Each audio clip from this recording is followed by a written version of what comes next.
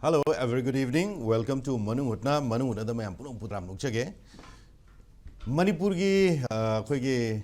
sarkar ki oiba government ki tongan ba marakta problem mayam khak lai gare. Problem sing ji manung sida koi ki Manipur ki laingak lai tab sini hajik laibak mayam praja amadi hajik lai ba political leaders mayam na sarkar si athu matam da semani habasi Manipur ki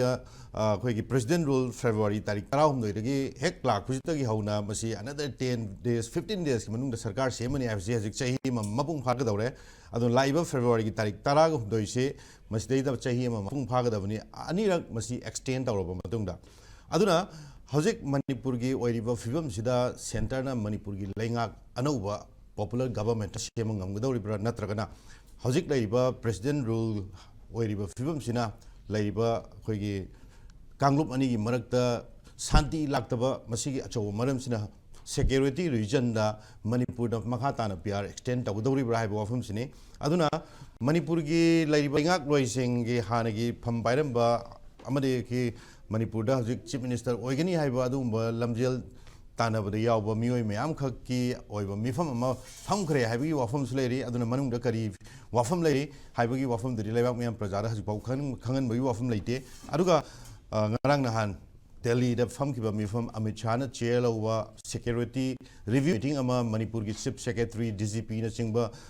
security advisor loinana akhoi yamna maruiba official sing yawba mifam khak famgre aduna haiba phamiba mifam sida so Manipur gi sarkar naunu sembagi wafam je thoidokpa leitagi adugi oiba paudam leiri maruina hajik Manipur da PR extend away ai haiba wafam sini aduna chahi ama si Manipur gi leiba praja mayamda akhoi gi maruina media da Manipur da laingak anoba semlani haiba siam toin taba phangmu wafam ni adubo ngasi bhawba Manipur gi anauba laingak amu lakpui wafam se leitri ajik phawba aduna hojik laibak mayamna uriba laibak mayamda uhalliba hajik hanagi political leaders mayam khakna Manipur gi anauba laingak ama semani haibgi wafam lakpa even MLA Manipur gi hajik BJP MLA singi maraktagi laingak anauba ma semlani ka haibgi wafam lakpa singse masi karai babo achumba wafam oigadawri bno haiba wafam sini aduna maroi ngasi ekhoi gi topic President rule extension or government formation. So I welcome Oza KSS Santa, State Secretary CPI Manipur.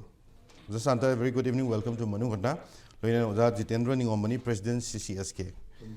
Loina Oza Dr. Yumnam Premananda, Associate Professor, Head of Department Law, Manipur University. So I welcome all the guests on Manu Ghana.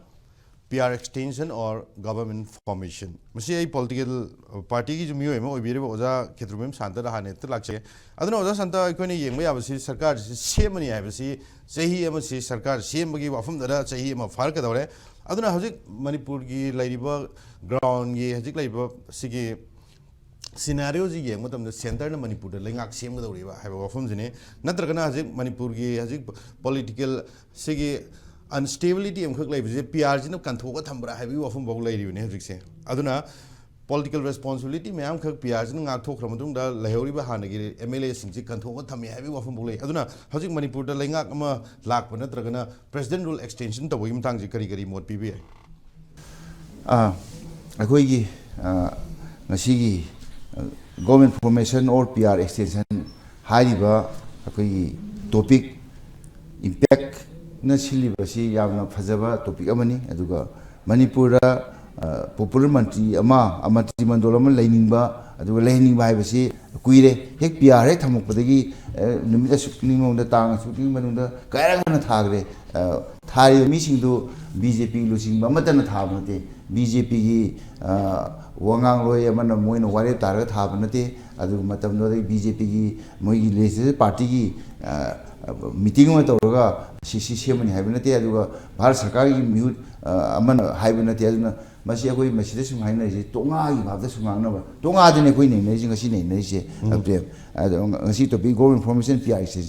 PR extension हाइबसिमदि तसेना यामना विविध ओइबा कैनो मनी मरमदि कैनो हाइ मतमदा होजि मतमदा होजि मरि नै जे असेंबली से सीरे हाइबा यावरिबा मरमदि कैनो था तरुक session फमौदबा यावरिबा Assembly se akoi preman yauri kayuma tha tau se session phamong dro boidi ꯊꯥ ꯇꯔꯨꯛꯀꯤ ꯃꯅꯨꯡꯗ ꯃꯗꯨ ꯑꯣꯇꯣꯃꯦꯇꯤꯀꯦꯂꯤ ꯁꯤꯌꯦꯅ ꯌꯥꯎꯔꯤꯑꯕ ꯑꯗꯨꯅ ꯃꯅꯤꯄꯨꯔꯁꯦ ꯑꯃꯁꯨ ꯍꯦꯛꯇ ꯍꯥꯏꯕ ꯌꯥꯕ ꯅꯥꯀꯟ ꯑꯃꯗꯁꯨ ꯍꯥꯏꯕ ꯌꯥꯕ ꯑꯃꯗꯁꯨ ꯍꯥꯏꯕ ꯑꯗꯨꯅ ꯑꯩꯒꯤ ꯋꯥꯈꯜꯗꯗꯤ ꯒꯣꯚꯔꯟꯃꯦꯟꯠ ꯐꯣꯔꯃꯦꯁꯟꯁꯦ ꯑꯩꯈꯣꯏꯒꯤ ꯍꯟꯗꯛꯀꯤ ꯂꯥꯛꯀꯗꯧꯔꯤꯕ ꯐꯦꯕ꯭ꯔꯨꯋꯥꯔꯤ ꯇꯥꯡ 13ꯁꯤꯒꯤ ꯃꯃꯥꯡꯗ ꯁꯦꯝꯒꯅꯤ ꯍꯥꯏꯕꯁꯦ ꯑꯅꯗꯔ ꯐꯦꯕ꯭ꯔꯨꯋꯥꯔꯤ ꯇꯥꯡ 13ꯒꯤ ꯃꯇꯨꯡꯗ ꯑꯦꯛꯁꯇꯦꯟꯁꯟ ꯇꯧꯔꯀꯥꯟꯗ ꯌꯥꯝꯅ ꯐꯖꯕꯁꯦ ꯀꯩꯅꯣꯒꯤ ꯏꯟꯇꯔꯅꯦꯜꯒꯤ ꯗꯤꯁꯄ꯭ꯂꯦꯁ ꯄꯥꯔꯁꯟꯁꯤꯡ ꯑꯁꯤ ꯐꯖꯅ ꯇꯪꯗꯨ ꯂꯩꯇꯥꯅ ꯂꯩꯍꯟꯈ꯭ꯔꯕ ꯑꯗꯨ ꯂꯩꯔꯤꯕ ꯍꯧꯖꯤꯛꯀꯤ ꯁꯣꯁꯤꯌꯦꯜ ꯃꯦꯗꯤꯌꯥꯗ ꯆꯩꯅꯔꯤꯕ ꯉꯥꯡꯅꯔꯤꯕ ꯈꯨꯗꯤꯡꯃꯛ ꯇꯣꯛꯈ꯭ꯔꯀꯥꯟꯗ ꯅꯣꯔꯃꯦꯜꯁꯤ ꯂꯥꯛꯑꯦ ꯈꯪꯒꯗꯣꯏꯅ ꯍꯧꯖꯤꯛꯇꯤ ꯑꯩꯈꯣꯏꯅ ꯁꯣꯁꯤꯌꯦꯜ ꯃꯦꯗꯤꯌꯥ ꯄꯥꯏꯕ ꯃꯇꯝꯗ ꯅꯣꯔꯃꯦꯜꯁꯤꯁꯦ ꯂꯥꯛꯇ꯭ꯔꯦꯕ ꯁꯦ ꯉꯔꯥꯡ ꯅꯍꯥꯟꯗ ꯑꯩꯈꯣꯏꯒꯤ ꯃꯔꯨꯞ ꯑꯣꯏꯔꯝꯕ ꯑꯩꯈꯣꯏꯒꯤ ꯀꯨꯀꯤꯒꯤ ꯂꯨꯆꯤꯡꯕ ꯑꯃꯈꯛꯅ ꯍꯥꯏꯔꯤ ꯃꯅꯤꯄꯨꯔꯗ ꯀꯨꯀꯤ ꯂꯦꯟꯒꯤ ꯁꯦꯝꯕꯒꯤ ꯐꯤꯕꯝ ꯂꯩꯇ꯭ꯔꯦ ꯑꯩꯈꯣꯏ ꯕꯔꯃꯥꯗ ꯍꯜꯂꯁꯤ ꯀꯥꯏꯅ ꯃꯗꯨꯅ ꯆꯥꯏꯕꯗ ꯍꯦꯛ ꯐꯦꯁꯕꯨꯛ ꯐꯥꯡꯗꯣꯛꯏ ꯑꯗꯨ ꯂꯥꯛꯏ ꯑꯗꯩ ꯋꯥꯆꯞ ꯐꯥꯡꯗꯣꯛꯏ ꯑꯗꯨ ꯂꯥꯛꯏ ꯏꯟꯁꯇꯥꯒ꯭ꯔꯥꯝꯅ ꯇꯧꯏ ꯃꯗꯨ ꯂꯥꯛꯏ ꯃꯁꯤ ꯂꯩ ꯑꯗꯨꯅ ꯑꯩꯈꯣꯏꯒꯤ ꯀꯩꯅꯣꯗ ꯀꯤꯌꯥꯎꯖ ꯑꯃ ꯂꯩꯔꯤꯑꯕ ꯆꯌꯦꯠꯅꯕ ꯀꯌꯥ ꯑꯃ ꯑꯩꯈꯣꯏ ꯏꯁꯥ ꯋꯥꯈꯜꯗ ꯑꯗꯨꯅ ꯃꯌꯥꯝꯁꯤꯡꯁꯦ ꯁꯤ ꯂꯩꯕ ꯃꯔꯝꯅ ꯌꯥꯝꯅ ꯊꯨꯅ ꯒꯣꯔꯃꯦꯟꯠ ꯑꯃ ꯁꯦꯝꯃꯛꯀꯅꯤ ꯍꯥꯏꯕꯁꯦ ꯑꯩ ꯊꯥꯖꯗꯦ ꯁꯨꯡꯁꯣꯏ ꯁꯣꯏꯗꯅ PRꯁꯦ ꯑꯦꯛꯁꯇꯦꯟ ꯇꯧꯅꯤ ꯍꯥꯏꯕ ꯊꯥꯖꯕꯁꯦ ꯑꯩꯍꯥꯛ ꯑꯍꯥꯟꯕ ꯔꯥꯎꯟꯁꯤꯗ ꯊꯝꯖꯒꯦ ꯑꯣꯀꯦ ꯑꯣꯖꯥ ꯁꯟꯗ ꯃꯔꯨꯑꯣꯏꯅ ꯀꯔꯤꯒꯨꯝꯕ ꯑꯩꯈꯣꯏ ꯁꯔꯀꯥꯔꯁꯦ ꯐꯣꯝ ꯇꯧꯔꯦ ꯑꯦꯛꯖꯥꯝꯄꯜꯅꯤꯀꯣ ꯃꯁꯤ ꯑꯣꯏꯊꯣꯛꯄ ꯅꯠꯇ꯭ꯔꯒ ꯑꯣꯏꯊꯣꯛꯇꯕ ꯑꯗꯨꯅ ꯍꯧꯖꯤꯛ ꯂꯩꯔꯤꯕ ꯏꯔꯥꯡꯁꯤ ꯁꯔꯀꯥꯔ ꯑꯅꯧꯕ ꯑꯃ ꯂꯥꯛꯑꯕ ꯃꯇꯝꯗ ꯃꯁꯤ ꯏꯔꯥꯡꯁꯤ ꯔꯤꯀꯟꯁꯤꯂꯦꯁꯟꯁꯤ ꯃꯁꯤ ꯃꯥꯏ ꯄꯥꯛꯄ ꯉꯝꯅꯦꯅ ꯈꯟꯕ꯭ꯔꯥ ꯅꯠꯇ꯭ꯔꯒꯅ ꯀꯔꯤꯒꯨꯝꯕ ꯁꯔꯀꯥꯔ ꯂꯥꯛꯑꯒꯗꯤ ꯍꯦꯟꯅ ꯑꯩꯈꯣꯏꯒꯤ ꯂꯩꯔꯤꯕ ꯏꯔꯥꯡꯁꯤꯗꯤ ꯍꯦꯟꯅ ꯑꯩꯈꯣꯏꯒꯤ ꯗꯤꯚꯥꯏꯠ ꯇꯧꯕ ꯌꯥꯕꯒꯤ ꯑꯗꯨꯒꯤ ꯑꯦꯅꯤ ꯄ꯭ꯔꯣꯕꯦꯕꯤꯂꯤꯇꯤ ꯀꯔꯝꯕꯅ ꯍꯦꯟꯅ ꯆꯥꯟꯁ ꯋꯥꯡꯉꯤ ꯁꯔꯀꯥꯔ ꯁꯦꯝꯃꯒ ꯏꯔꯥꯡ ꯐꯍꯟꯒꯅꯤ ꯍꯥꯏꯕꯁꯤꯗꯤ ꯑꯩꯗꯤ ꯊꯥꯖꯗꯦ ꯃꯔꯝꯗꯤ ꯏꯔꯥꯡꯁꯦ ꯍꯥꯟꯅ ꯁꯔꯀꯥꯔ ꯂꯩꯔꯝꯕꯗꯨꯅ ꯉꯝꯈꯤꯗ꯭ꯔꯕꯅꯦꯕ ꯑꯗꯨꯅ ꯏꯔꯥꯡꯁꯦ ꯐꯍꯜꯂꯀꯥꯟꯗ ꯁꯔꯀꯥꯔ ꯑꯃ ꯁꯦꯝꯕꯅ ꯃꯗꯨꯅ ꯍꯦꯟꯅ ꯐꯅꯦꯅ ꯈꯜꯂꯤ ꯑꯩꯗꯤ ꯑꯗꯨꯒ ꯍꯧꯖꯤꯛ ꯂꯩꯔꯤꯕ ꯑꯩꯈꯣꯏꯒꯤ ꯄ꯭ꯔꯦꯁꯤꯗꯦꯟ ꯔꯨꯜꯒꯤ ꯂꯩꯉꯥꯛꯁꯤꯅ ꯍꯧꯖꯤꯛ ꯂꯩꯔꯤꯕ ꯑꯩꯈꯣꯏꯒꯤ ꯄ꯭ꯔꯖꯥ ꯀꯝꯃ꯭ꯌꯨꯅꯤꯇꯤꯅꯦ ꯍꯥꯏꯕ ꯇꯥꯔꯦ ꯃꯔꯨꯑꯣꯏꯅ ꯀꯨꯀꯤ ꯑꯃꯗꯤ ꯃꯩꯇꯩ ꯑꯅꯤꯒꯤ ꯀꯅꯦꯛꯁꯟꯁꯦ ꯁꯤꯗꯤ ꯀꯃꯥꯏꯅ ꯀꯔꯤ ꯐꯤꯕꯝꯗ ꯎꯕꯤ ꯑꯩꯅ ꯁꯨꯝ PR ꯂꯥꯛꯄꯗꯒꯤꯗꯤ ꯈꯔ ꯍꯟꯊꯕ꯭ꯔꯥ ꯍꯥꯏꯅꯗꯤ ꯈꯜꯂꯤ ꯃꯔꯝꯗꯤ ꯀꯩꯅꯣ ꯍꯥꯏꯕꯗ PRꯁꯤꯗꯗꯤ ꯀꯅꯥꯝꯇꯅ ꯄꯣꯂꯤꯇꯤꯀꯦꯜꯂꯤꯁꯨ ꯑꯩꯈꯣꯏꯒꯤ ꯆꯩꯅꯗ꯭ꯔꯦ ꯈꯣꯠꯅ BJPꯅꯁꯨ ꯀꯩꯅꯣ ꯇꯧꯅꯗ꯭ರೆ ꯑꯗꯨꯅ ꯁꯦꯟꯇꯔꯒꯤ ꯁꯥꯁꯟꯅꯤꯅ ꯑꯗꯨꯅ ꯌꯦꯡꯉꯤꯕ ꯐꯤꯕꯝꯗꯤ ꯀꯩꯅꯣ ꯍꯥꯏꯕ ꯃꯇꯝꯗ PRꯒꯤ ꯃꯇꯝꯁꯤꯗ ꯃꯗꯨꯒꯤ ꯀꯤꯌꯥꯎꯁ ꯍꯥꯏꯕ ꯇꯥꯔꯦ ꯁꯥꯁꯟꯁꯤ ꯐꯒꯠꯍꯟꯕ ꯉꯝꯗ꯭ꯔꯒꯁꯨ ꯑꯣꯇꯣꯃꯦꯇꯤꯀꯦꯜꯂꯤ ꯑꯩꯈꯣꯏꯒꯤ ꯀꯩꯅꯣ ꯍꯥꯏꯇꯥꯔꯦꯅꯦ ꯐꯤꯕꯝꯁꯦ ꯇꯞꯅ ꯑꯩꯈꯣꯏꯒꯤ ꯃꯁꯥ ꯃꯇꯣꯝꯇ ꯐꯒꯠꯂꯛꯄ ꯍꯥꯏꯇꯥꯔꯦ ꯀꯅꯥꯝꯇꯅ ꯍꯣꯠꯅꯔꯨꯗꯅ ꯑꯗꯨꯒꯤ ꯐꯤꯕꯝꯗꯨꯅ ꯍꯧꯖꯤꯛ ꯂꯩꯔꯤꯁꯤ ꯑꯣꯀꯦ ꯑꯗꯨꯒ ꯑꯩꯈꯣꯏꯅ ꯁꯦꯀ꯭ꯌꯨꯔꯤꯇꯤ ꯄꯣꯏꯟꯠ ꯑꯣꯐ ꯚ꯭ꯌꯨꯗ ꯌꯦꯡꯕ ꯑꯗꯨꯒ ꯔꯤꯍꯦꯕꯤꯂꯤꯇꯦꯁꯟ ꯑꯦꯁ ꯋꯦꯜ ꯑꯦꯁ ꯇ꯭ꯔꯁꯀꯤ ꯃꯇꯥꯡꯁꯤꯗꯤ ꯀꯃꯥꯏꯅ ꯑꯗꯨꯗꯗꯤ ꯈꯨꯃꯥꯡ ꯆꯥꯎꯁꯤꯟꯕꯁꯦ ꯑꯩ ꯎꯗꯦ okay aduna hajik manipura hajik laiba PR ji effective oiba PR den thambiningmra natraga just mamingdagi oiba politically hajik laiba hanigi lengak sik kanthokpa yaba PR oina ubra kamai yengbe effective oiba ibu hanigi keno do akoi BJP manungda linariba akoi ministry lesu luchingba sindokani sindoi moi manungi anadaba du leitredana aduna madugu madu lokthokre aduga akoi film phagat pe film di akoi na yamna bibili udri aduga matomta tamna akoi keno to bhaitare chokthairakpa अखोई eating बायोलेंस से सरु यार मकाम मुई चोकथरकपा मुई जो जा दबे यारते से दबे यारते लेनब युम निथि ने मेंटेन तौते बे यारते अदुना मदुगी मतम दो याम सांगना अबि सही हुम फरक तौरबनी सही अनि गा था निपान मापन सुगल अबने बदना मसी फाउदा मदुदा चंगसलक पमयाम अदुना चोकथरक भाई तारे अदुनी तसेना हेक्ता मेकानिकली त फन खोटबा अदुनाते सि नेचुरली सम तब कनो तो वाइ अदुनी तौसी Okay, I must not like again. I Zapraman like again. Zapraman Marina President Rulgi has killed Langaxi, Levamiam Hanaka and expect or President Rulgi, Langatumaki, or the Rana Kalimaram, the President Rul see am the balance or Vadum, Langa among we get over the Masi, which Ching Sharok, Tam Sharoking the security Matangs, the Yam Kahan and Kena, we were from even Rang Chahi Hawalako to meet about cookie, have a meal and Kong and we punk the couple happy new year love. We were from Ole, high music, give power, put me from late as you power. I don't know. I think President will labor Langa, Natragana, government information, Hanaki, popular government, Tamal Labagi, and easy difference, Sekamina Ubi. Makukti Muhaleko, what is it? Hokutali, the kind of Ganda. Akwegi President will seek the will I know. President will 356 article to Hajirage. President will do 356 have never. 356 is a provision for the breakdown of constitutional machinery in the state. Have 356. Other 356 Kadobugi I know. Have the same Mr. Resign Tokiba Aduata Aduna Warimni. Malapagi Logi Maramdi. Nasaigi governor report natragan otherwise Haimanaka. President satisfied with it. Adusu President satisfaction is a magi personal satisfaction nate satisfaction of council minister headed by prime minister to aid and advise the president and yauji na constitution na du potu ni ana satisfy je kai du oidun ha kanda situation ji condition situation si oire kari oige hai kanda state government cannot carry on its function in accordance with the provision of the constitution ha sigi ne PR hai si kamati state government si cannot function in accordance with the provision of the constitution of India ha ba on state government si constitution India gi matung na thabak toba ngamdre aduna center na pai bada ka lere president rule da ka lere hai bane ba 356 si ada hoji hangdu fundamental question sina president leirima sida akoi gi state government si my function si in accordance with the provision of constitution matung na tawribra tawdibra sima yamna kaino hai tare ko fundamental question ni adu du he ngamba matam da PR si loire PR function ne kaino kanda state government si not functioning in accordance with the provision of constitution aduna si jo government ni PR is government ni PR si central direct pai ne executive power ga legislative power ga se aduga high court ka ni thadu mi si moina adu para ga state government si constitution matung run down bane ba thara ise adu ngam kan da PR se sakhi doini adu gi po ni adu Manipur context le raga di adu whether doubtful ni free movement laite right to life laite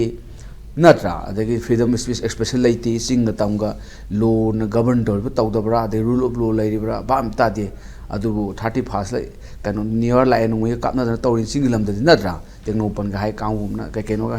ada nam su tawki ni bon sana bani no we pa ga do khoi pura Afghanistan adagi di kanu gum ja ne Yemen Yeranga si khoi na khelab ja ne bani buge sai gi singilam district tar hai tare bera lai bani aduna sigi pochida whether PR is functioning in accordance with the provision of constitution si adu tum question ni ko khoi na kan da hai bi nuai tre adu leitraga di Manipur ji thamnab di leitra bani PR thamaga in accordance with the provision of constitution gi matung sarkar chalai na bane bako adu the PR adu ngamdre ha ga di fundamental question du hit tawre adu PR du thamaga du ngamdre ga di mathang thamnab di leitre bako aduna mathang thamnab si Dr. Ambedkar father Indian constitution na khoi constituent assembly de hairami sumbai thokta PR si di Dr. Ambedkar haibirami si PR should be the last resort haibo upai sudai de tragan ma de thammo haibani da sana potong thamgon haibo Manipur da na PR si last resort ne thamgi badi natte kaino kanda ai sar bomai gi case da ai pu chalin PR gi kano ni si Bible ni Quran ni adagi de khoi gi puya gum hai tare mai te ha mai ta si si de lo yaw do ni condition trate la traum do repi president rule 350 lakh pa ya bai condition ja amata sokti Manipur da aduna sida to bera e leiba khoi ji kaino mo na sum taw kai gumba amada tawri bra khoi bapta de adugi pone da Manipur gi na aduna that's different thing case ama lai sina kaino kan hojik si president rules extension tawbagi potama madu here se ana lawi law te khoi ai boina udraga di akhoi here se evidence kawi madu di akhoi second hand information hai ta thaja ba yadawa ata ka su sangdok pana tension ba sarkar se man option di laite either PR extend to ba natraga na house dissolve to election to no hona ba natraga na kai to bi adu mangai ba ko adu lurina constitution sida ama yauri article 356 ki clause number 5 ba dana si inda ya ti ko 356 clause number 5 inda ba taraga di case la ere Supreme Court ki SI Jain and others against Union India and others hadana 1997 report tawi case pudi 19 December 1996 ki Uttar Pradesh tani Manipur chama thoi moju suspend animation je sahi ama phaning si thamaga last the house si dissolve to bane ko ado 356 ki extend ko to ko PR Manipur chamane ado da Supreme Court case ni si kakthak ki Supreme Court kakhe ko PR to president rule do ultra virus to the constitution in kakhe Manipur chama thok ni si president extend to ba kaino bu ama yawi ba 356 close number 5 bedana sahi ahum di thamba ya PR si yar ka su sahi ama de hendok beyond the period of 1 year chat matam da condition ani piri 356 ta madugi condition ani do fulfill tor kan da PR se sangdok tu ne adu condition do kala sakhi matam da UP gi 1996 ki situation do Manipur da ta ne ba aduna SSJ na case ultra virus adana haidi article 356 ki clause number 5 ta piri ba condition ni do fulfill to ba ka leba 1 year de sangdok ta ga di 1 year si 13 February 1 year pha do ne Manipur gi president rules tha ne ni sangdok pagi ana 14 February 14 ji kanum lai dai na ha singi Valentine day se he yok sal ko matam da 14 February se Valentine day ni na Valentine day se yok sal ko numita UP की condition लाक्तोने सही अमा cross तौरगा beyond हेक चखिबदा थंबबुदी सही अहुम थमयाबा maximum ceiling दी सही अहुम ने by virtue of article अखोई 356 की close number अखोई 4 the PC चुमे याय another after 13 February extend over the Hanigi assembly dissolved the woman dissolved of the CI to condition ani period condition ani period 356 की close on 5 ta condition ani di kaino amana India punabak natra hori high state natra state to ki part khara da article 352 leiba national emergency laukthok oiba natraga na election commission of India na certify to changi state election to gi matam chadri adna PRC makhata na thamgo haida election commission sangdokum changi ba adu ki condition ni du either of one to two to fulfill tawkanda ani mo fulfill either or habani one to two to fulfill tawkanda hojiki PRC sangdokadoi ne one ya adu sangdokta tagadi PRC khoi mi me hong saw na case to buda kakhine ba ko PR extend center की political convenience ने उइब्रा नत्रगना कोई constitutional कोई necessity उइब्रा हुजिक्से हुजिक्से कन तो बियारोय center ना कालग sir बियारोय constitution जी कान बियारोय constitution नि लाक्तो से अदुना हुजिकी तु extend तो गया का fresh proclamation तो दियानी को सिदा अमा उपायम ले कोई द fresh proclamation मा तो तारे नाम की PR ना तो अनोव PR नों में काम नरे कोई कन शांति पोपंगम दरे पुका इसाइरे कान का तरो कनो म गवर्नर रिपोर्ट पिरगा फ्रेश प्रोक्लेमेशन अमा तौताबा हाने दु एक्सीडेंट तौतागदी यारोय 356 की क्लोज नंबर 5 दु बायलो तौरे अल्ट्रा वायरस सरखरने बको अदुमा सेफेस्ट वे दी सरकार से दुम सेमदन बन फगद्रा आइदा सरकार सेमबा फेब्रुअरी 3 दु ममांगदा नत्रक तरहम दोय मक्तंग बुंगमगे नोमदा सेम यायदना को यूपी दा जगदमिका पाल गवर्नमेंट दु नुंगांग दु दा वासक लौगा नोंगालगा फोर टेस्ट तब तो साइ शॉर्टेस्ट कनो गवर्नमेंट ओहिनि बो नो पुंग कुमरी फादो पायरमिन सरकार अमाय सेमु सेमि हागदी ngasi दा क्लेम तौर होरेन बातोन तौर हयंग ता पिया थोगा पिया दु इन टाइम लथोक पुया मादी 356 की क्लोज नंबर 2 दा यौजेब can be revoke can modify any time parliament approval दका लेते अना हुजिक लाई लूरिस हुजिक दो 350 क्लोज नंबर 5 लानी अदुगा मणिपुर की लास्ट सिटिंग दुगा हुजिकी सिटिंग सिगा 6 मंथ की वारी मचु लेबने बको अदु अदुबुदी अदुम कवर अप तौगिदो माले कइनो अदुगी केस अदुजु केस आतने सिदि नैनदब यारो सिदि अखोइना भाम साबा यारो सि मतांग मणिपुर की सिदि अदु नैनबी के हारगाना in the matter of special reference number 1 of 2002 in Gujarat थोकी चबाना सि गुजरात 6 मंथ फम दबसे थोए गुजरात अन चबाना सि की केस सिदि यावरबनी मागे answer to in the matter special reference number 1 of 2002 when state of Gujarat election tawda 6 month gap lebe yaba yada 174 ki close of 1 khanaba ne ba ko adada madugi 6 month ki gap se khoi ki existing assembly the oigadaba ni haba ado akoi Manipur si suspended animation laibani na existing na te na yet ki ya ba ko amai to ga adugi 174 du ngam gi do mali jagana kano animated suspension suspended animation ina hingdi hinga khui ngam ne ba ko koma da lairi mina madu akoi existing assembly na ti haraga gasai gi 6 month ki gap to assembly ki last sitting ga ano saman to sitting do 6 month gap to bo ya di hedana 174 close number 1 da yawe ba ko adu thaidok thaidin tawna bane na in the matter special reference number 1 of 2002 just mangan held to ba Gujarat ke case hai Supreme Court ki ni Gujarat state of Gujarat ki like chabana factual situation lakhi bane ba ko si par ga khangani adu ga hujik ki do Manipur की अदो अमुक सांगदोक तागदी election commission साथे भागा तब अमुक सांगदोय खलो सांगदोक तागा सो खमदा मतम लेत्रे मणिपुर की 2027 इलेक्शन ने मागी ताम 2027 की फेब्रुअरी मार्च थेंग अप्रैल साइड ताबने बको अदुना अन ख अदु सांगदोगदी मदु एमएलए गा ओइदन अमोन सरकार सेमखिनी गायनागा नोकन खेदनागा फंक्शन गा चत आदर दोक तो माले अदु मसाना खना तुम मोइसु मथन तो पुस लाने अदु सांगदोक सरकार दे सेमरोय बदु मतम लेत्रे सरकार सेमनबगी हेंगाम नक्सलगा थानी हम सरकार दे सेमना देबको अदु इन खम अदायदि दुम लेमना दुम बेस्ट वे दी होजिक पार एमएलए सिंगदी देसु साइनास फ्रॉम द पॉलिटिक्स साइनास तो लौबन फनी कइनो का मोइना कॉन्स्टिट्यूशन खंगदबगी थोलेबो पोथो माक्तने बसे मतम चार लायेंग हौदबा लॉ एंड ऑर्डर खाइबा पुलिस का स्टेट सब्जेक्ट नेबा अदुम खंगजदबनिना अदुम सरकार सेमबाई सि सेंटर न सेमदोनती स्टेट की सरकार सेम स्टेट गवर्नमेंट स्टेट की एमएलए न सेमजदौने क्लेम जु मोइना तौदौने leader should B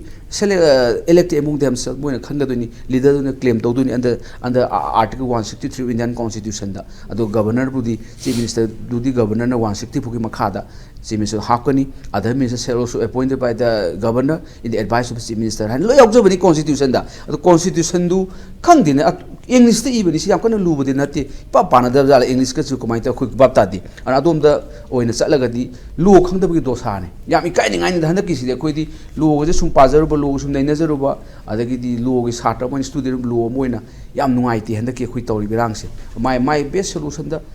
election tawgera PR sangdokera anything tawbiro tawdabadi yate PR thamga thamna sai ohum dedi hera thamya de dana ko nongmadi election di lakani election lakpadu da mayamna afaba mi da khanbi gro haisi leire ai wakhanda phata mi bu khallaba masidagi karo lakh helaba acho problem tholaki kaino bu ai humble submission da akhoi India government loi taisal leba ko taisalu adu su aro taisal mai politics ne du su adu India ai poti leiti ne prem India is in the kind of Union of States in India. Manipur is part of India. Mizoram is part of India. UP is part of India. Akoina ranti tokjawa haitaba constitution du salaiba haitabanina. Akoina mingon ya la hingbai wane bako. Akoi India is a union of state. Bharat is a union of state. We are a part of India. Akoi is full-fledged sovereignty oiba India gi part of Manipur se. Adun state are also sovereign in their own jurisdiction. Sini federalize. State jurisdiction da magi federal level.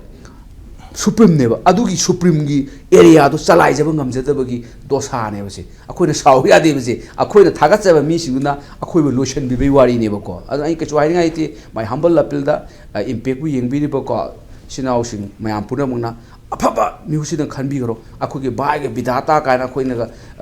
janagana national anthem ga saido nothing this sigi he ko khali music se sina taw go doini amoy phatra ga di bai ga bidata lo process Exactly. I Jitendra Lakjage. Aduna Jitendra President rule Tamamatunda, Irang Dilo Shalaudre. Aduna Haning elected government Mamiam Jena I will say Manipur Kariba sustainable with a peace and Mapuraki have a target day. Howsing another elected government Mamatuta I will say I am emulating in my carriage Tam give from later Marina BJP emulating in my carriage. Aduna hojik Manipur sustainable peace ma porke haiba targade hojik elected government se mathau tabra haiba wang duni laktuje aduna elected government laito targade Manipur jiks maduena santi si pork ngam gadauri bra natragana hojik santi gi wafam je to khraga jik president rule sina masi supersede tawraga adumok sumai sum laibagi film oi gadauri bra hojik Manipur da sarkar sembasi kadai phawbo mathau tagi haibagi wafam duni kari mot pining uje khoge pening sanina magi oibo mai meeting da haidare ko tamnagare ne mo gon sum haidare ai oibo meeting thamje gaitare uje khoi Manipur ji issue am nei re ko hairi issue ma am ji so to daba ya do issue khar su lei baitare sol se han ta hodre ga di khoina khana hona dum su like khar pa ro ma taru su ya do pot khar lei haidare Mamday Karigino Hamatamda, I know Uzo mean Huzik Lady Botiki, issue my arms in Sigamarata, Uzik my arms Sigamarata, quite the sense I was in Ebo.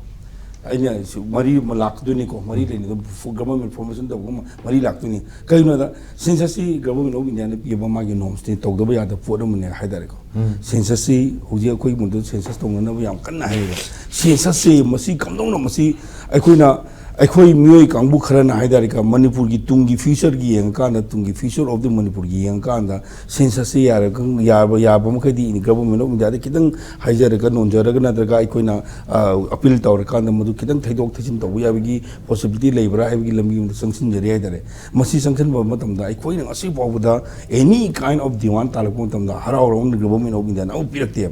aduga sigi pirakte haibna aikoina talib demand si hujiksi aikoina kano taw taragadi akhai hadare madu demand do phangnam khonam matamda aikoi mass movement ama achoba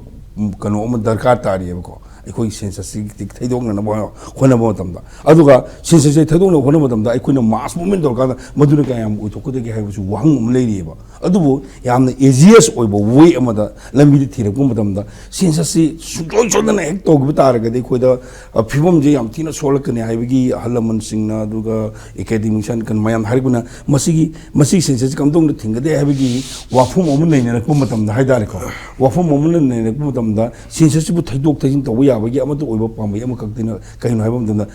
government nama ꯁ꯭ꯇꯦꯠꯇꯨꯗ ꯂꯩꯔꯤꯕ ꯒꯕꯔꯟꯃꯦꯟ ꯑꯃ ꯂꯩꯖꯕ ꯇꯥꯔꯒꯗꯤ ꯍꯥꯏꯔꯤꯕ ꯒꯕꯔꯟꯃꯦꯟ ꯑꯗꯨꯅ ꯃꯈꯣꯏꯅ sitting ꯇꯧꯔꯀꯥꯟꯗ ꯃꯈꯣꯏꯅ ꯑꯄꯨꯟꯕꯒꯤ ꯑꯣꯏꯕ ꯋꯥꯔꯦꯞ ꯂꯧꯔꯀꯥꯟꯗ ꯍꯥꯏꯔꯤꯕ ꯋꯥꯔꯦꯞ ꯑꯗꯨꯅ ꯃꯤꯅꯤꯁꯇꯔ ꯑꯣꯐ ꯍꯣꯝ ꯑꯦꯐꯤꯌꯔꯁꯇ ꯆꯦꯗ ꯃꯣꯏꯅ ꯏꯔꯒ ꯍꯥꯏꯇꯥꯔꯦꯀꯣ ꯗꯔꯀꯥꯔ ꯂꯩꯀꯥꯟꯗ ꯑꯁꯤꯒꯤ ꯁꯦꯟꯁꯁ ꯇꯧꯕꯒꯤ ꯌꯩꯊꯣꯛ ꯌꯩꯁꯤꯟ ꯇꯧꯕꯒꯤ ꯄꯣꯠ ꯑꯃꯁꯨꯡ ꯑꯣꯏꯊꯣꯛꯄ ꯌꯥꯕꯒꯤ ꯂꯝꯕꯤ ꯑꯃ ꯂꯩ ꯍꯥꯏꯕ ꯑꯗꯨꯅ ꯍꯧꯖꯤꯛ ꯂꯥꯛꯄ ꯐꯤꯕꯝꯁꯤꯗ ꯁꯦꯟꯁꯁ ꯑꯃ ꯑꯩꯈꯣꯏ ꯃꯥꯡꯗ ꯇꯥꯗꯨꯅ ꯂꯩꯔꯦ ꯁꯤ ꯁꯦꯟꯁꯁꯁꯤ ꯍꯦꯛ ꯊꯤꯕ ꯃꯇꯝꯗ ꯑꯩꯈꯣꯏꯅ ꯉꯁꯤ ꯊꯣꯛꯏꯕ ꯊꯧꯗꯣꯛꯁꯤꯗꯒꯤ ꯍꯦꯟꯅ ꯁꯔꯨꯛ ꯆꯥꯝꯃ ꯑꯗꯨꯝ ꯋꯥꯔꯛꯑꯅꯤ ꯑꯗꯨꯒ ꯏꯂꯤꯒꯦꯜ ꯏꯃꯤꯒ꯭ꯔꯦꯟ ꯃꯌꯥꯝ ꯑꯃ ꯁꯦꯟꯁꯁ ꯍꯥꯎꯁꯤꯡ ꯂꯤꯁꯇꯤꯡ ꯇꯧꯕ ꯑꯗꯨꯒ ꯄꯣꯄꯨꯂꯦꯁꯟ ꯂꯤꯁꯇꯤꯡ ꯇꯧꯕ ꯃꯇꯝꯗ ꯏꯂꯤꯒꯦꯜ ꯏꯃꯤꯒ꯭ꯔꯦꯟ ꯃꯌꯥꯝ ꯑꯃ ꯑꯩꯈꯣꯏ ꯂꯤꯖꯤꯇꯤꯃꯦꯠ ꯇꯧꯕꯒꯤ ꯌꯥꯕ ꯃꯥꯒꯤ ꯂꯤꯒꯦꯜꯂꯤ ꯍꯥꯏꯇꯥꯔꯦꯀꯣ ꯁꯤꯇꯤꯖꯟ ꯑꯣꯟꯒꯤ ꯌꯥꯕꯒꯤ ꯄꯣꯠ ꯑꯃ ꯂꯩꯕꯅꯤꯅ ꯃꯁꯤꯒꯤ ꯄꯣꯠꯁꯤ ꯌꯦꯡꯉꯀꯥꯟꯗ ꯃꯁꯤꯒꯤ ꯄꯣꯠꯁꯤ ꯌꯦꯡꯉꯀꯥꯟꯗ ꯊꯩꯗꯣꯛ ꯊꯩꯖꯤꯟ ꯇꯧꯕ ꯌꯥꯅꯅ ꯄꯣꯔꯀꯥꯟꯗ ꯄꯣꯄꯨꯂꯔ ꯒꯕꯔꯟꯃꯦꯟ ꯑꯃꯒꯤ ꯃꯊꯧ ꯇꯥꯕ ꯅꯤꯠ ꯑꯣꯐ ꯋꯥꯔ ꯍꯧꯖꯤꯛꯀꯤ ꯃꯊꯧ ꯇꯥꯏ ꯑꯩꯅ ꯍꯥꯏꯖꯩ ꯑꯗꯨꯅ ꯂꯩꯕꯤꯔꯤꯕ ꯑꯩꯅ ꯑꯣꯏꯕ ꯑꯦꯡꯒꯜꯅꯤꯀꯣ ꯑꯩꯒꯤ ꯑꯦꯡꯒꯜꯁꯤ ꯑꯩꯁꯤ ꯁꯦꯟꯁꯁꯀꯤ ꯑꯣꯏꯕ ꯃꯤꯠꯌꯦꯡꯗ ꯌꯦꯡꯉꯒ ꯍꯥꯏꯕꯅꯤ ꯀꯅꯥꯒꯨꯝꯕ ꯑꯃꯒꯤ ꯕꯥꯏꯁ ꯂꯩꯔꯒ ꯍꯥꯏꯕ ꯅꯠꯇꯦ ꯑꯩꯈꯣꯏꯒꯤ ꯗꯔꯀꯥꯔ ꯑꯣꯏꯕꯗ ꯍꯧꯖꯤꯛ ꯀꯅꯥꯒꯨꯝꯕ ꯑꯦꯛꯁ ꯋꯥꯏ ꯖꯦꯅ ꯍꯥꯏꯔꯦ ꯏꯂꯦꯛꯁꯟ ꯇꯧꯔꯀꯥꯟꯗ ꯑꯅꯧꯕ ꯒꯕꯔꯟꯃꯦꯟ ꯁꯦꯝꯕꯗ ꯏꯂꯦꯛꯁꯟ ꯇꯧꯗ꯭ꯔꯤꯉꯩꯒꯤ ꯃꯃꯥꯡꯗ ꯁꯦꯟꯁꯁ ꯇꯧꯈꯤ ꯇꯥꯔꯒꯗꯤ ꯅꯪꯅ ꯄꯥꯝꯃꯤꯕ ꯏꯂꯦꯛꯁꯟꯗꯨ ꯀꯔꯝꯕ ꯃꯈꯜꯒꯤ ꯏꯂꯦꯛꯁꯟ ꯀꯔꯝꯕ ꯃꯈꯜꯒꯤ ꯂꯩꯕꯥꯛ ꯉꯥꯛꯄꯗꯨꯅꯦ ꯑꯩꯈꯣꯏꯅ ꯍꯪꯉꯛꯇꯣꯏꯁꯦ ꯁꯤꯒꯤ ꯀꯣꯏꯁꯟꯁꯤ ꯂꯥꯛꯀꯥꯟꯗ ꯌꯥꯝꯅ ꯂꯨꯕ ꯄꯣꯠ ꯑꯃꯅ ꯅꯪꯒꯤ ꯒꯕꯔꯟꯃꯦꯟ ꯉꯁꯤ ꯄꯤ ꯑꯥꯔ ꯑꯦꯛꯁꯇꯦꯟꯁꯟ ꯇꯧꯕ ꯍꯧꯖꯤꯛ ꯃꯃꯥꯡꯗꯁꯨ ꯍꯥꯏꯈ꯭ꯔꯦ ꯑꯥꯔꯇꯤꯀꯜ 356ꯗ ꯀꯩꯗꯧꯕ ꯃꯌꯥꯝ ꯍꯥꯏꯈ꯭ꯔꯦ ꯈ꯭ꯋꯥꯏꯗꯒꯤ ꯃꯔꯨ ꯑꯣꯏꯔꯤꯕꯗꯤ ꯍꯧꯖꯤꯛꯀꯤ ꯂꯩꯔꯤꯉꯩꯁꯤ ꯃꯅꯨꯡꯗ ꯍꯧꯖꯤꯛꯀꯤ ꯄꯤ ꯑꯥꯔ ꯒꯕꯔꯟꯃꯦꯟ ꯍꯥꯏꯕ ꯇꯥꯔꯦꯀꯣ ꯒꯕꯔꯅꯔꯅ ꯂꯩꯉꯥꯛꯁꯤ ꯃꯅꯨꯡꯗ ꯑꯩꯈꯣꯏ ꯀꯔꯤ ꯀꯥꯟꯅꯕ ꯐꯪꯈ꯭ꯔꯕꯒꯦ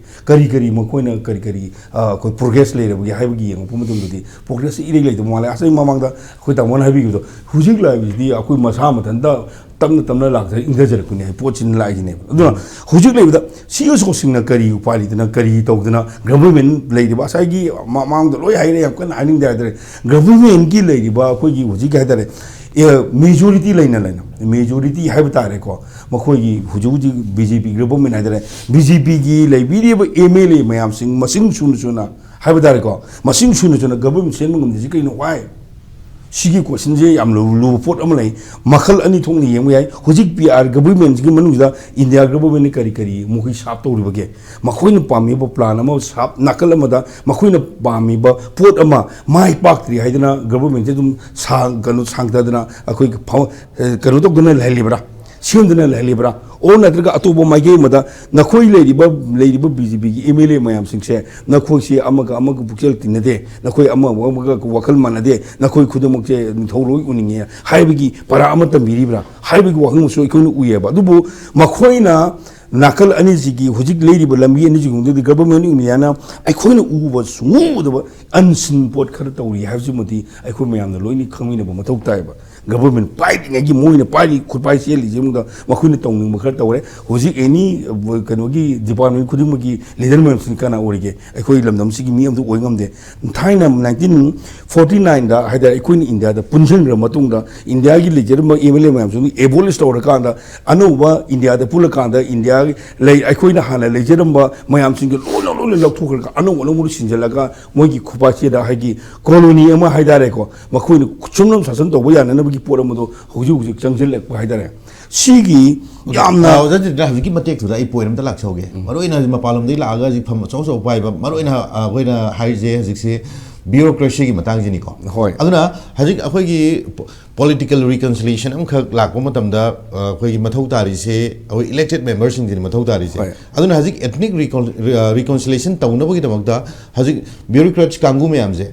ꯃꯈꯣꯏꯒꯤ ꯔꯦꯁꯄꯣꯟꯁꯤꯕꯜꯁꯤꯅ ꯉꯝꯒꯗꯕ꯭ꯔꯥ ꯍꯥꯏꯕ ꯋꯥꯍꯪꯗꯨꯅꯤ ꯂꯥꯛꯆꯅꯤꯡꯉꯤꯁꯦ ꯑꯁꯤꯒꯤ ꯑꯩꯒꯤ ꯃꯃꯥꯡꯗ ꯍꯥꯟꯅ ꯑꯃꯨꯛꯁꯨ ꯔꯤꯄꯤꯠ ꯇꯧꯒꯗꯣꯔꯦ ꯍꯧꯖꯤꯛ ꯂꯥꯛꯏꯕ ꯄꯣꯠꯁꯤꯗꯤ ꯃꯣꯏꯅ ꯀꯩꯁꯨ ꯇꯧꯔꯨꯕꯒꯤ ꯅꯠꯇꯦ ꯃꯁꯥꯅ ꯒ꯭ꯌꯥꯟ ꯇꯥꯖꯔꯛꯄꯒꯤ ꯃꯑꯣꯡ ꯃꯁꯥꯅ ꯒ꯭ꯌꯥꯟ ꯇꯥꯖꯔꯛꯄ ꯋꯥꯔꯨꯔꯕ ꯈꯨꯟꯅꯥꯏ ꯃꯌꯥꯝꯁꯤꯡꯗꯨꯅ ꯆꯣꯛꯊꯔꯛꯄꯗꯒꯤ ꯃꯗꯨꯗꯤ ꯄꯤꯁꯀꯤ ꯂꯝꯕꯤꯗ ꯆꯠꯄ ꯐꯔꯛꯀꯗ꯭ꯔꯥꯅ ꯇꯧꯔꯛꯄꯒꯤ ꯃꯑꯣꯡꯅꯦꯕ ꯃꯈꯣꯏꯅ ꯀꯩꯁꯨ ꯍꯦꯟꯅ ꯇꯧꯗꯦꯕ ꯑꯗꯨꯒꯤ ꯃꯍꯨꯠꯇ CSO ꯃꯌꯥꯝꯁꯤꯡꯅ ꯀꯟꯅ ꯍꯣꯠꯅꯔꯀꯥꯟꯗ ꯑꯩꯈꯣꯏ ꯄꯤꯁ ꯄꯣꯔꯛꯅꯅꯕꯒꯤꯗꯃꯛꯇ ꯀꯝꯃꯨꯅꯤꯇꯤ ꯑꯅꯤꯒꯤ ꯃꯔꯛꯇ ꯋꯥꯔꯤ ꯁꯥꯟꯅꯕ ꯌꯥꯗꯕ ꯃꯌꯥꯝꯗ ꯁꯥꯟꯅꯅꯕ ꯁꯤꯜꯂꯛꯄꯁꯤ ꯇꯣꯉꯥꯟꯕ ꯂꯝꯕꯤ ꯃꯌꯥꯝꯗ ꯑꯩꯈꯣꯏ ꯍꯣꯠꯅꯖꯔꯦ ꯍꯥꯏꯇꯥꯔꯦ ꯃꯗꯨꯒꯤ ꯄꯣꯠꯅꯤ ꯃꯣꯏꯅ ꯀꯩꯁꯨ ꯅꯠꯇꯦ ꯃꯣꯏꯅ ꯀꯩꯁꯨ ꯇꯧꯗꯦ ꯍꯥꯏꯅ ꯍꯥꯏꯖ ꯃꯃꯥꯡꯗ ꯁꯤꯒꯤ ꯄ꯭ꯂꯦꯠꯐꯣꯝꯗ ꯃꯌꯥꯝ ꯌꯥꯎꯔꯦ IDP ꯃꯌꯥꯝꯒꯤꯗꯃꯛꯇ ꯃꯈꯣꯏ ꯀꯔꯤ ꯇꯧꯈ꯭ꯔꯕꯒꯦ ꯃꯈꯣꯏ ꯀꯝꯃꯤꯇꯤ ꯁꯦꯝꯃꯤ ꯍꯥꯏꯔꯤꯕ ꯀꯝꯃꯤꯇꯤ ꯃꯌꯥꯝꯗꯨꯅ IDP ꯃꯌꯥꯝꯒꯤꯗ ꯊꯃꯣꯏ ꯄꯦꯟꯅꯕ ꯀꯔꯤ ꯇꯧꯔꯕꯒꯦ nganang nang thoki ba khoi gi sangai feasibility mo da IDB gi awa ma ama yingbi gi mo ta makuna ngami ma ta government ma taw ne tor se ai khoi nam toin hai ba ai khoi gi leiba se mitum na kya na nungsi bi doino ai khoi gi leiba se mitum na kya na khoi gi khanbi ga doino ai khoi le jadi ba ai khoi na hai ba tare ai khoi hai ba tare le jadi ba rajniti to tum raj afa rajniti asai ba politician or so afa politician oi bi adu leibi di mama leiba nungsi ba patriotism gi wakal lon chen ba kangbu sing ten ngaksa ra ka na leiba sa afa bo oi ne da du na dra ga di mina khoi gi tum ga kari to widru kuno hai bo hang ma dum lei sigi kanun sida aina urak po matam da hai ba matam da hai dare hujiki yamna lura ba tanza sidi ngasi gi topic sigi mari lena na yengbiri ba ai leiba ki da mungtene khalni haina leibiri ba representative oibgini hana liba kamu mayam singsina mang taraba asung lura ba tanza sida aikoi ni mingonda magi khuto pithoki ba targadi aikoi na phana yamna matungda apaba government no sema gusu ama sema gusu aikoi na mengkhatpang mo da popol amadi dum lai reba illegally immigrant gi issue sidi yamna kan ba silent oiba invasion amane haidare masigi invasion jina amadu gi landa duna ne ngasi aikoi thengneri ba ngasi thengneri wa se aduna khwaidi gi need of our chikaino huji khwaidi gi need of the IDP oidori bra wahang lai ba IDP oidori bra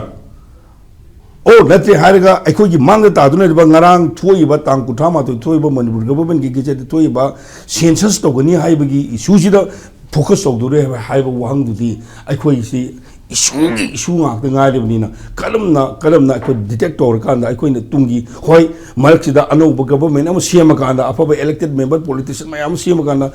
osanu sai bo ai gi number 1 ai gi lengak ba yaw ga ba ai na lengak gi maram khang ra ga di india gi government siam du na le ba constitution du adu khang ra ga di yar wai ba se very important adu mu chu tokpi ro ba adu ma khang tokpi ro ba le ba gi da seba tong ne nu ju tokpi re ba ma am le re ko hana gi phajada ba loi ure nong thokbu mayam su khangbi ro ba swai khang kan da huju ju nit over se huju ji kari tok du ji ge haibu di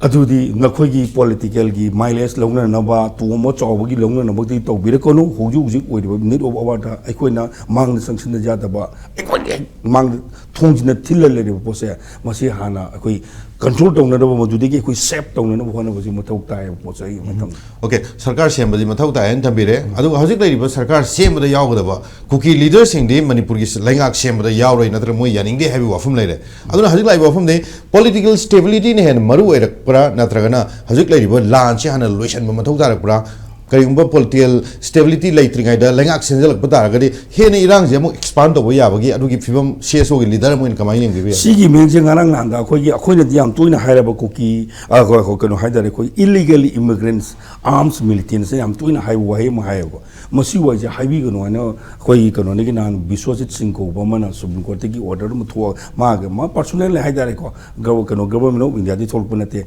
yar ga di khoi gi shu da le ri ba ko no ma am sing si khoi in the government of India ga unity and the India da koi India gi saktam kailo hai bagi yana ba amga mari lena na koi suda le re duna arab kangu singna political gi oiba ato boda resettlement ama tongna na ba wari sana ba horubani na illegal immigrant na tagi illegal militants haibi gano mako je kuki jo political group haibi wa na si thola ki bom sumayam tabiram na dare madu gi posina kadai babu chum godori no aduna asagi nagi landu somda no ngoi pare ga resettlement tongna na ba habidi political settlement tongna na mo wari sanene are ngoi pare bu kangu di india gabu minimum mu jasle mako ja akoi da kabi ba akoi da irang bu kangu huju haibiri buduni ne political solution number porang na ba aikoi gi leba ka han ba ningtam ingtam bu one na hona ba matam da ya sino wa haiba pot am sida makhoi ne back tawra kan da aikoi manipur government same matam da bo haiba maitei gi government haiba da example mo na haiba do adu gi makha da ko yawroi na am so hajeli ji ne ba samana ba posta india government ne kadi ya nari ba kangbu uduna amu apo kanu samana ba kanu da yaro ne thingil bu brixna masi posi double meaning chatpa india government sina aina sahiba ne makoi gi pami ba makoi ne to sharp their policy their plan makoi gi plan to no bu lui di hai bi pot ne bu ko ne okay aduna hajik lai wafam de India lenga ki marwai ba leaders sing na Manipur gi stability hanjala e Manipur da shanti la e Manipur da peaceful oi ba adum ba mikup mayam khak lai re aduna Manipur gi hajik lai ba tungdu lai ta da ba si kharam khoi di fare hai bo ofum lai taw da bo Manipur da president rule tham gi ba si Manipur gi khoi law and order situation ngak na ba Manipur gi lai ba shanti hanjala na bu gi damuk ta adum ba tham gi ba president rule am khak ni hai ba gi ofum lai taw da bo hajik president rule si atop angle ma da yeng matam da masi Manipur da thoi ba classes ga mari lai na da ba adum ba president rule am khak oi ra ba hai gi wang phawa khoi praja mayam na hangna da ba na te aduna Manipur da hajik president rule si makha thana extend tawni na traga tawroi hai gi wafum si February gi tarik 13 gi matung deri chap chawa khangani tawda bo Manipur da president rule thamba se hauji ji oina mathau tari bra Manipur gi akhoi gi lai ba democracy ji masi sum akhoi extend tawga thamba dura ji akhoi gi India lengak na pami se hai gi wang phau lai ri